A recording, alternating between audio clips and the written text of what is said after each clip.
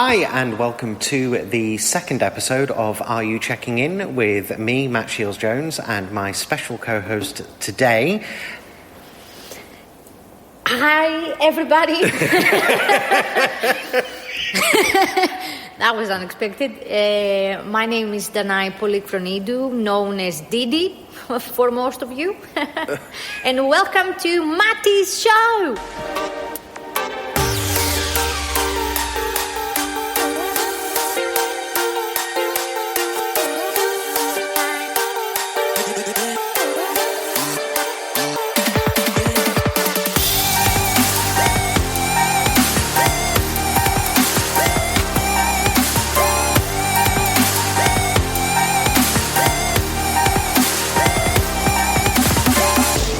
Let's get started straight into it, shall we? Yeah, we have our coffees. So the audio is a bit echoey because we're currently sat in an empty hotel, and if you're wondering how on earth me and Danai are able to do this podcast when we are sat opposite each other, it's because we are within each other's social bubbles, so we are adhering to, well, support bubble as it is officially, so we are adhering to all of the guidelines and lockdown tiers that are in Manchester, and yeah, we will get onto that a bit later in the show. So first of all, I just wanted to introduce Danai to you. Danai is my special co-host this week. Danai and I have known each other for too long. Let's not reveal years and things like that. Maybe people will realize how old we are at this point of life, and we really don't want this to happen. We're older than our faces allow, older than our faces project, I think is the way to put it. Exactly. So, first off this episode, last time I spoke about my experience of redundancy and what it was like taking an entire hotel team through redundancy twice. So I thought we'd bring Danai in this week. Danai is one of the staff who I made redundant. We are friends. We've been friends for many, many years. And Danai has been through the redundancy process twice now at my fair hands. So I just wanted Danai to really talk about her redundancy experience. So what's it been like? I mean, the first time round when the redundancy happened in March, I know it was quite long and drawn out at the time. We knew it was coming, and we knew it was coming for quite a while compared to second time round. So how was it first time round for you? Well, to be fair, and be completely honest with everyone, I never saw it coming the first time. Okay. Yeah, I was really preoccupied with other stuff at that point. Unfortunately, my nana passed away during that period. I was not able to go back home for that, and that was really in my head at that point, like for a very much period of time, and that I would really, really like to, but unfortunately that was the case. And then I knew that something would happen, but not that. I mean, I thought that we would try and sort things out like the rest of the hospitality sector tried to. Unfortunately, most of them closed pretty much 1 or 2 weeks after we did. Yes. So that was not the case. That was not the scenario I had in my head at that point. So I think I got really surprised. I was caught off guard, which is never the thing with me. And it really hit me that, yeah, there is something here, and it's happening all around the globe, and we should really, really start seeing what is happening. Mm-hmm. So I never held a grudge. I mean, some people were really upset about these facts and couldn't really figure it out, and after a point, I mean, you take it firstly personally I mean, this is how it works with me. I always take failures very, very personally, deep in my heart. But then I just realized it wasn't just me. It was 99.999% of my friends, of my family and circles and things. Possibly everyone I knew at that point lost what they had. But to be fair, there were some things that came out good of that. I mean, I had some friends that had almost just came into the country and they really found a job and found a steady job for them and are doing very, very well at this point. And I'm really, really proud and I'm really, really happy. Kisses to Glasgow! Yay! So, I mean, you see things, you read the news, you hear everyone panicking, but you don't really want to panic yourself. Yeah. It then hits you personally, and that's what got me, to be fair, was that it felt like the absolute end of an era.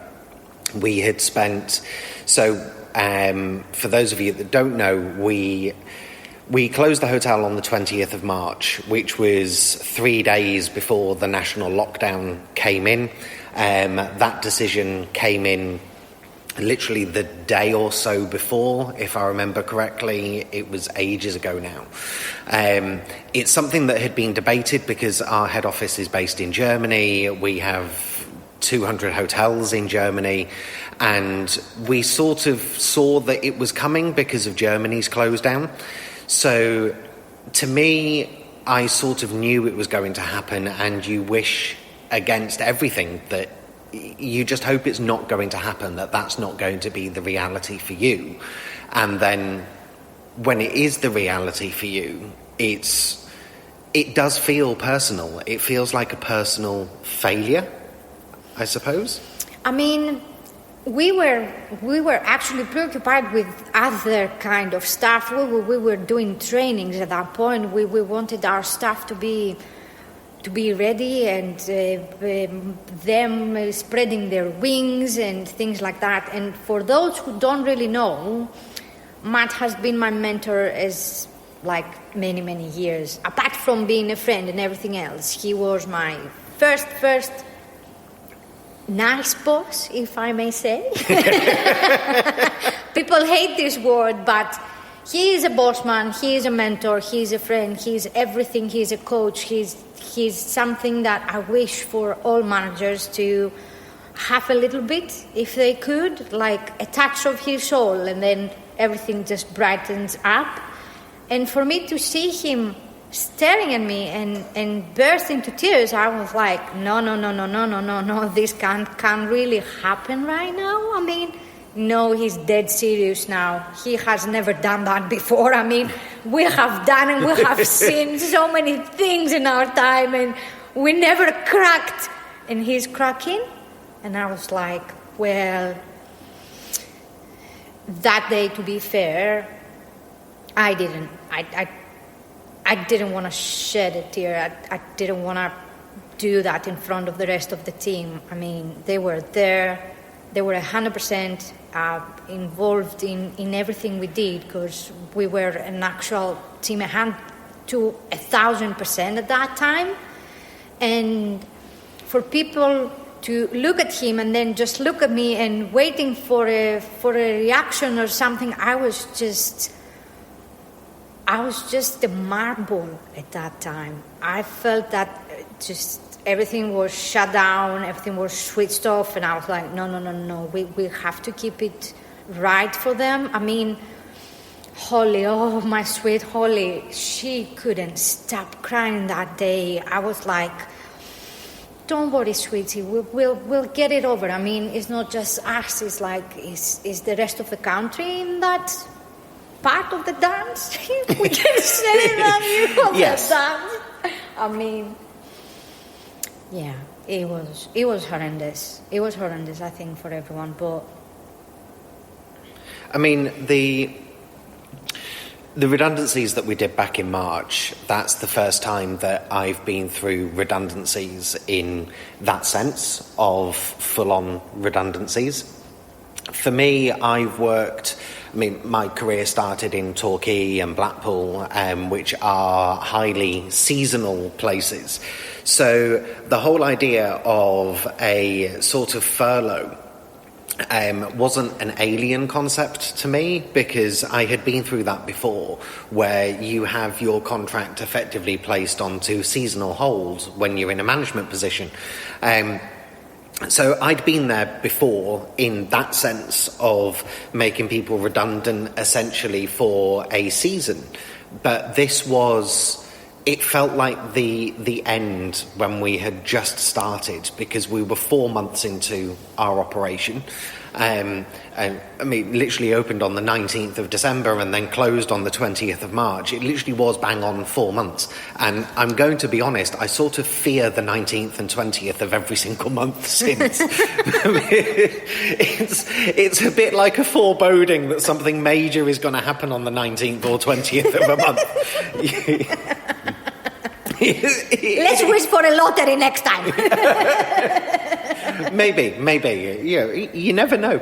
But it was the first time that I had taken a full-on redundancy of a team. And the worst part for me, really, was that it was the end of... We were just starting the UK operation, and it was the end of the UK operation.